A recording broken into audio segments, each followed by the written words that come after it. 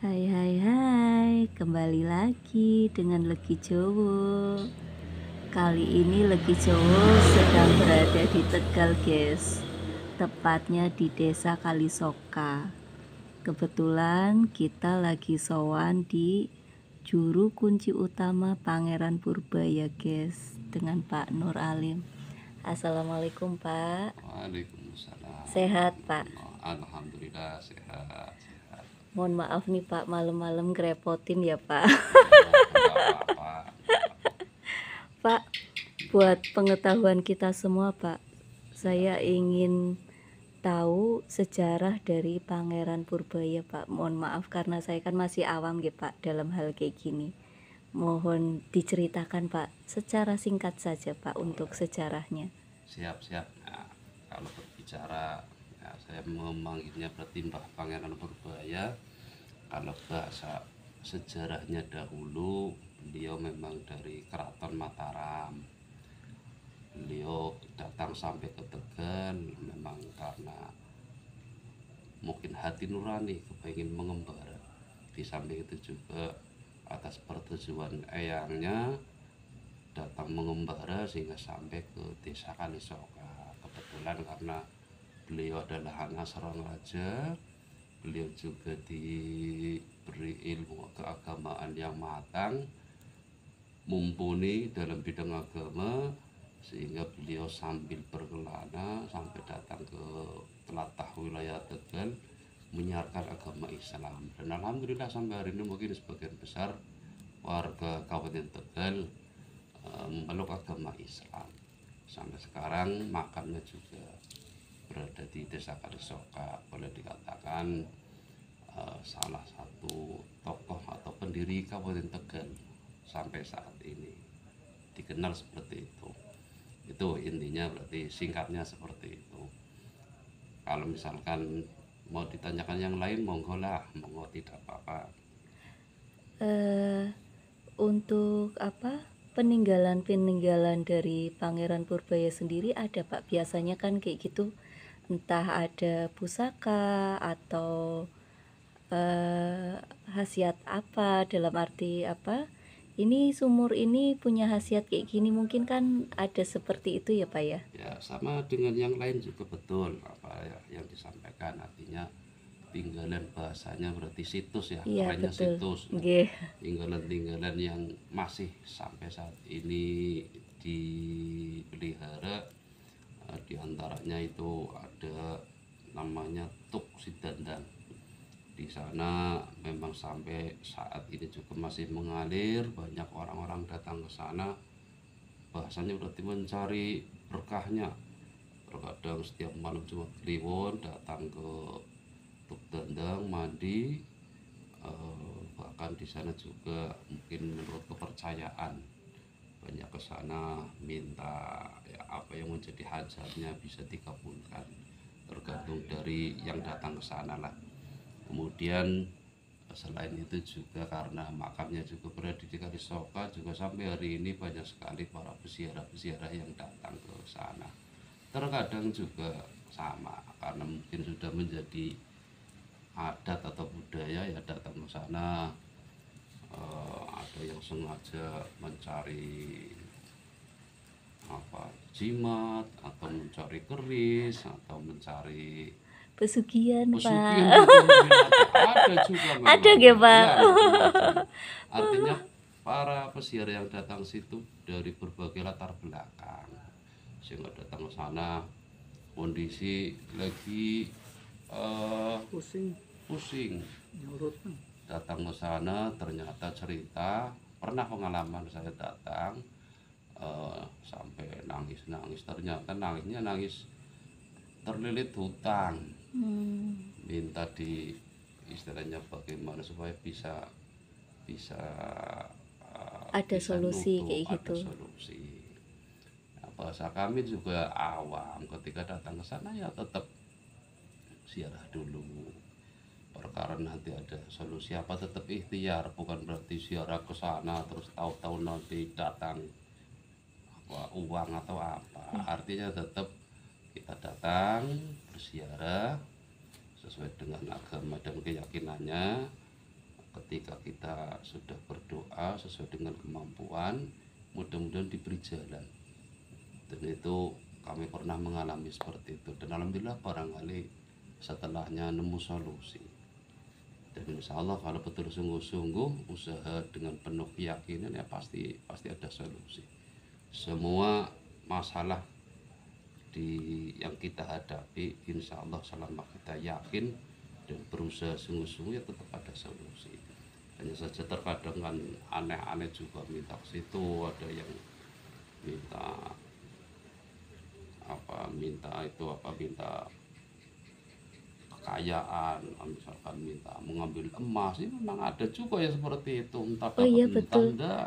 Saya dengar Gimana? di Kalisoka itu tadinya pelabuhan nggih Pak dulunya. Ya, Itu benar atau tidak nggih? kalau cerita dulu memang karena memang dekat pantai, memang betul, bahkan mungkin tinggalannya sampai hari ini juga masih ada, namanya berarti watang, bahasanya watang, padahal itu kan kayu itu bekas kapal. Sampai sekarang masih ada, namanya saya berarti watang. Itu nama desa atau gimana Pak? Bukan, itu berarti nama kayu, itu kayu peninggalan yang terkubur di tanah, jadi kayu watang. Padahal karena sudah tertanam di situ, cuma cerita-cerita dari orang-orang dulu bahasanya kayu itu adalah kayu dulunya bekas kapal yang terdampar di situ, sehingga karena terpendam lama di situ, kayunya masih ada. Saya dikenal dengan kayu watang. Karena memang dulu kan, karena kebetulan makamnya berada di dekat kali, sungainya itu memang dulu mungkin zaman tahun 1600-an, cerita dulu mungkin kan sungainya masih dalam-dalam. Itu transportasinya dari laut kemudian menuju ke pedalaman kan masih menggunakan transportasi air, nanti pakai kapal. Nah itu kapalnya terdampar di situ, bisa jadi seperti itu. Itu menurut sejarah orang-orang. Konon katanya banyak emas juga ya Pak? Ya, termasuk juga cerita, kalau cerita emas juga sama, sama cerita orang tua dulu, karena beliau datang ke sini sambil datang bersama dengan pembantu atau prajurit, mungkin banyak emas di situ. Kenyataannya seperti itu, banyak warga penduduk ketika menggali tanah tahu-tahu dapat emas. Dulu memang seperti itu. Bahkan di sungai-sungai juga sama, sengaja datang, bahasanya berarti apa, ngoyeh. Air Ya, ngoyeh pasir di sungai, kemudian dioyeh, tahu-tahu juga dapat butiran-butiran emas. Dulu banyak sekali memang, malah dari luar desa datang ke lokasi sekitar sungai itu, kemudian dia bahasanya ngoyeh. Kenyataannya memang betul dapat emas. Cuma memang sekarang sudah jarang yang mencari emas. Mungkin karena sudah padat penduduk kali ya Pak? Bisa jadi seperti itu. Kalau dulu memang saya juga masih eling atau masih kecil, memang banyak sekali bahasanya ngoyeh mencari emas di sepanjang sungai. Malah ada juga yang datang dari luar desa, datang ke situ sengaja ngoyeh. Banyak yang menemukan, bahkan tidak hanya di sungai, malah kadang lagi menggali tanah, tahu-tahu di dalam nemu emas. Bahkan menurut cerita yang menarik, menggali tanah kuburan karena betul ada orang mati, kemudian menggali dapat emas. Orang itu malah mungkin lantaran malah sekarang menjadi kaya raya orang. Luar biasa. Tapi sekarang sudah meninggal. Dan itu memang cerita itu memang ada. Iya. Dan mohon maaf Pak, kembali lagi, ini kan lagi musim caleg ya Pak, gubernur ya Pak, pencalonan. Itu banyak yang ziarah ke Pangeran Purbaya atau tidak Pak? Biasanya banyak yang seperti itu nggih Pak? Iya, dari dulu juga sama, tapi bukan kelas gubernur lah, bukan dari kelas bupati mungkin. kemudian caleg dulu ya banyak ya sengaja datang ya bahasanya kan sowan sekaligus ziarah, banyak sekali yang datang ke situ minta bahasanya kan berarti minta berkah lah, mudah-mudahan hajatnya bisa terkabul. Sehingga ketika ada pencalonan legislatif sengaja datang ke situ, termasuk calon bupati dan tidak hanya itu, bahkan kalau calon lurah malah lebih ramai lagi pada datang ke situ.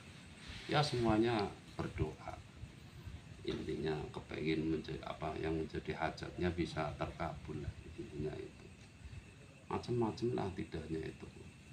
Intinya berarti ketika ada masalah mereka lebih mendekatkan kepada Tuhan, semua wasilahnya datang ke kuburan, yang penting aja jaluk karo kuburan. Nggih, Pak. Mohon maaf Pak, juru kunci, ini untuk penutupan ada pesan yang bisa disampaikan untuk teman-teman semuanya yang sedang nonton video ini, apa nggih Pak? Boleh. Pesan positif.